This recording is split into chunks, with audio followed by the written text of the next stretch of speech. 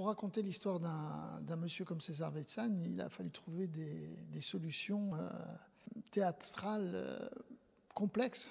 Enfin complexe. En tout cas, de la légèreté dans une complexité d'histoire à raconter. C'est-à-dire qu'en 2 heures, essayer de raconter tout ce qui s'est passé, ou en gros, toutes les périodes importantes de César Vetsane, c'était la gageure de ce spectacle.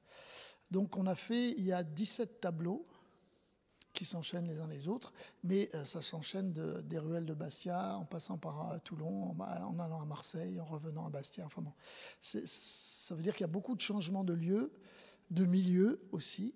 Et donc tout le pari était de faire en sorte que tout ça se raconte de manière linéaire et que ça coule, quoi. Il y avait un casting de lyrique qui n'est pas ma spécialité. Je me suis adressé aux gens du conservatoire que je connaissais, Anne-Marie Grisonne, entre autres, qui m'a conseillé Jean-François Maras.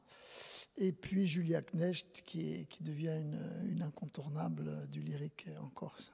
On est quand même 39 sur scène. D'abord, il y a un orchestre. Donc c'est sous la direction de Luc Lautret, qui est prof au conservatoire, et qui a réuni je crois qu'ils sont 14 musiciens. Et puis ensuite, il y a les rôles. Gray Orsatelli qui fait le rôle de César Vetsane. Parce que ce qu'on voulait essayer de montrer aussi, c'était cette espèce de dualité entre ce personnage un peu on se gaillouffe, comme on dirait chez nous, un peu turbulent dans la vie, et cette espèce de poète de la musique, ce poète de la note qui a fait vibrer tant de répertoires.